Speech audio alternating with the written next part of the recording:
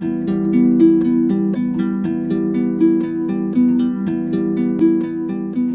tardes con todos y con todas. Nos toca una hora crítica, pero ya es como el último suspiro. Un lujo realmente compartir con esta gama generacional, ¿no? Me ha emocionado mucho la ponencia de Rodrigo, porque escuchaba que de pronto, por el tiempo, yo me ubico más en un tiempo medio, ¿no? Yo egresé efectivamente de aquí de la universidad, estudié psicología cuando en ese entonces era escuela, ¿no? Y luego fue desarrollándose hasta llegar a facultad. Yo quería empezar, porque claro, ante la invitación de Carlos, pensar en la psicología fue también volver a mi propia historia. Y encontré una cita con la que decido abrir estas líneas que me permití escribir y que ahora quiero compartir con ustedes. Es la siguiente: desde 3 sitios amenaza el sufrimiento, desde el propio cuerpo, destinado a la ruina y la disolución, desde el mundo exterior, que puede precipitar sus furias con poderosas fuerzas despiadadas y destructoras, por fin, desde los vínculos con los seres humanos. El padecimiento que proviene de esta última fuente es el que nos resulta, tal vez, más doloroso que cualquier otro. Sigmund Freud, 1930. Es altamente posible comprender esta visión, por decirlo menos melancólica, que dibuja Freud alrededor del cuerpo, el entorno y los vínculos. Imaginarios y sentimientos que seguramente se construyen y provienen de la época en la que le tocó vivir. Sin embargo, reconozco la potencia de esta cita por la vigencia de la misma en los tiempos de hoy. Hablar de la psicología, en mi experiencia, es legítimo. Hablar de la psicología como ciencia, juzgándola o atribuyéndole afirmaciones o categorías, sería poco responsable de mi parte e ingrato, pienso. Mi experiencia me dice que es una ciencia fascinante, tan divergente como la complejidad del ser humano, abierta a muchas posibilidades de interpretación, de evolución plural, acompañada también de otras disciplinas, y epistemológicamente una ciencia lejos de ser lineal, estática y dogmática. Dicho esto, me preguntaba también si la psicología ha evolucionado. La interrogante, en todo caso, desde mi parecer, estaría más centrada a quienes hacen psicología o cualquier otra ciencia vinculada a la salud. Seguramente hombres y mujeres que responden a épocas, historias, culturas, tiempos políticos, sistemas económicos y sociales determinados. Desde dónde miran, qué valoran, cómo valoran, si cuestionan y desmontan lo heredado o mantienen el status quo. En el marco de esta invitación, y pensando mucho en esta responsabilidad que el título amerita, me permití revisar algunas mallas curriculares de algunas universidades locales para ver qué cosa estaba pasando en la estructura curricular. El currículo es un medio, pero también expresa intenciones, ideologías y decisiones políticas. Entonces, al revisar las mallas curriculares de algunas universidades, encontré algunas asignaturas como, por ejemplo, realidad social peruana o antropología cultural o problemática psicosocial o historia contemporánea, que bien podrían ser ventanas de oportunidad para interpretar y comprender el mundo y sus relaciones de poder, eje central que permite desmontar patrones establecidos, desde mi parecer. Encontré también algunas propuestas interesantes. Sin duda, cuando yo hice el pregrado no aparecían como tal. Recuerdo como anécdota que en una clase de psicología del aprendizaje expresé que el ser humano no podía ser solo estímulo y respuesta, que algo sucedía dentro de, y que era más fuerte que la pura evidencia positivista. El profesor de ese entonces, a modo de castigo, me mandó a leer y exponer por qué no soy un psicólogo cognitivo de Skinner. Por supuesto fue un gran reto desordenar y reafirmarme en las búsquedas de ese entonces. Y volviendo a las mallas curriculares actuales, me pregunto también cuáles son los contenidos, las tendencias y las orientaciones en cada denominación. Por ejemplo, encontré que en la Universidad de Lima se habla de teoría de los valores, de conducta social, de ética profesional, y hay 5 cursos de psicobiología humana. 5, que no es poco. También en la UPC ya incorporan talleres de terapia del arte, de facilitadores y comunicadores, clínica del niño y el adolescente, patologías actuales, pero no describen exactamente a qué se están refiriendo, psicología positiva, me llamó la atención, ¿no?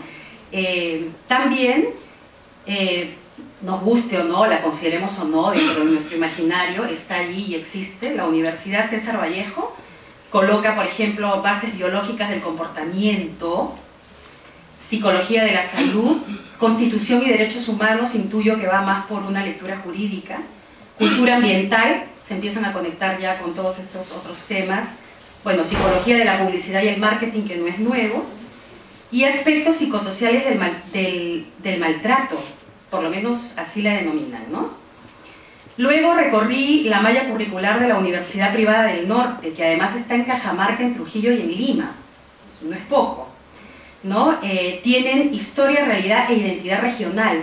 Me pareció interesante que ya estén focalizando este análisis de la identidad regional.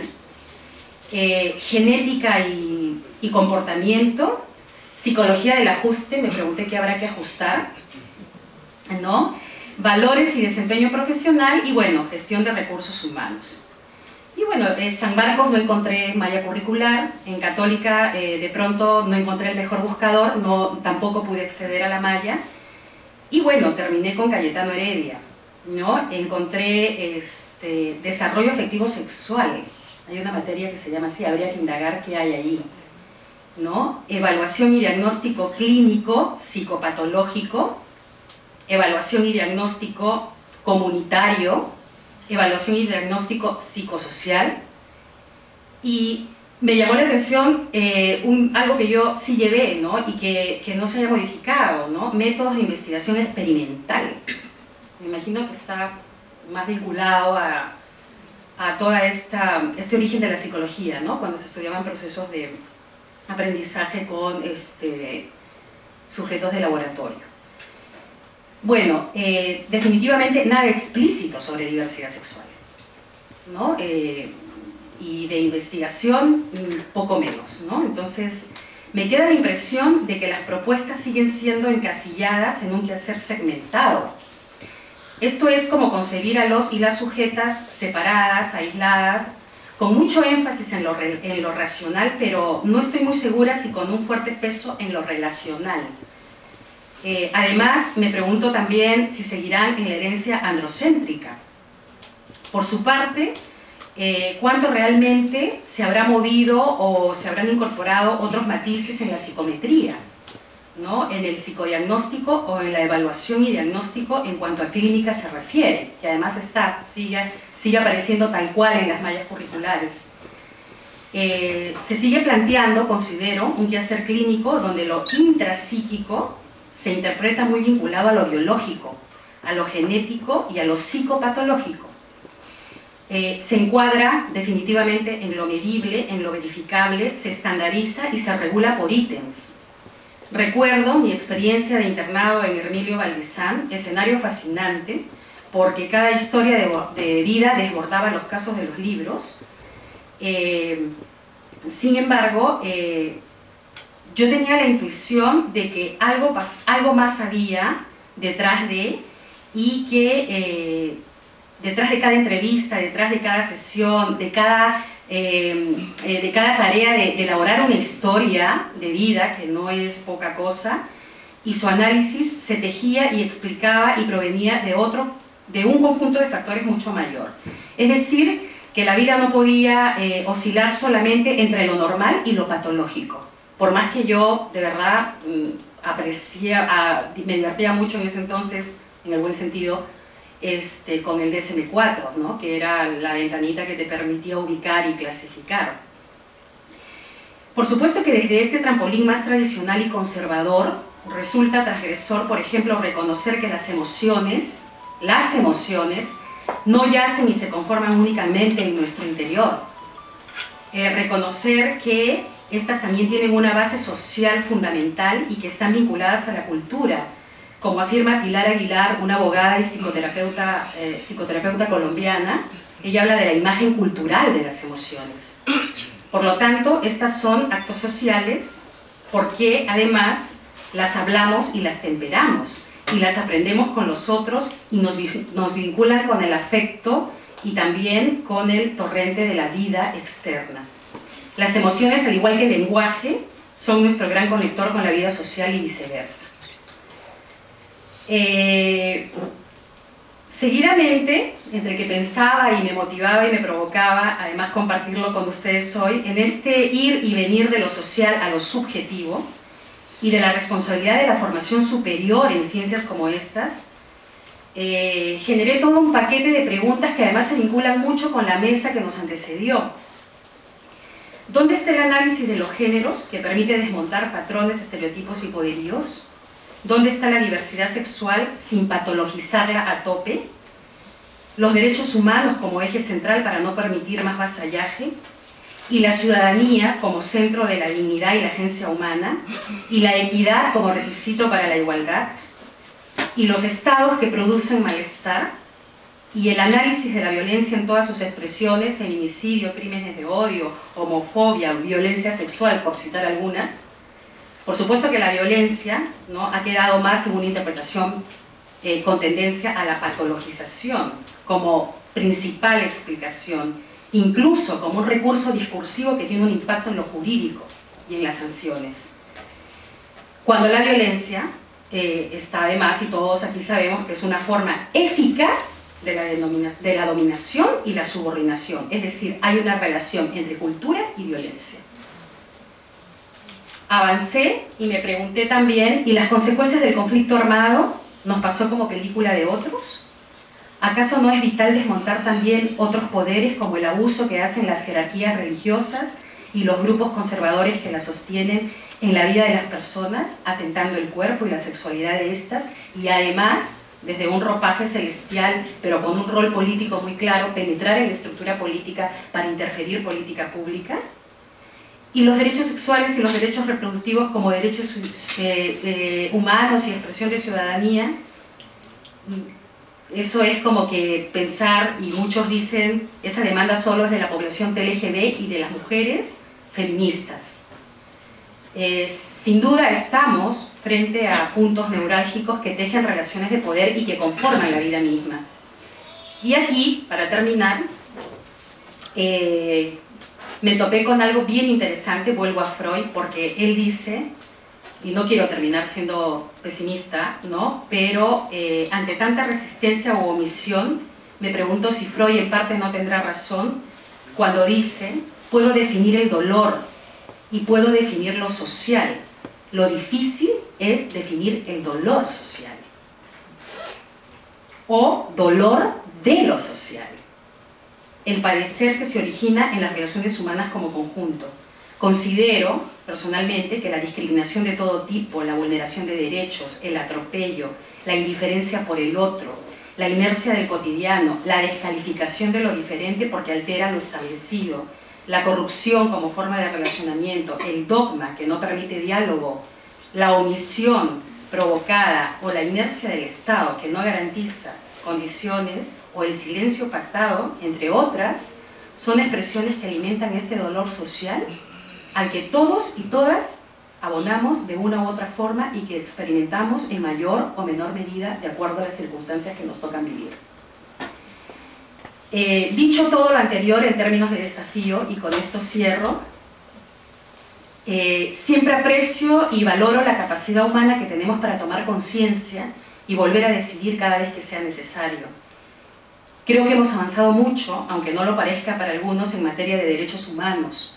Por lo menos está en el lenguaje, en los marcos internacionales, en los nacionales, como hemos visto en algunas medidas concretas. También creo que hemos crecido mucho y madurado en formas de ejercer ciudadanías, autonomías, identidades, en vigilar y exigir el cumplimiento de nuestros derechos. Y ciencias como la psicología no deberían estar al margen de esta ola de cambios y o avances. En esa línea, el desarrollo y el ejercicio de la práctica clínica requiere también de personas que se hayan dado licencia para remover y retarse en su propia vida. ¿Cómo hablar y analizar a alguien solo desde la teoría construida por los otros? Me sabe, personalmente, a voyerismo puro.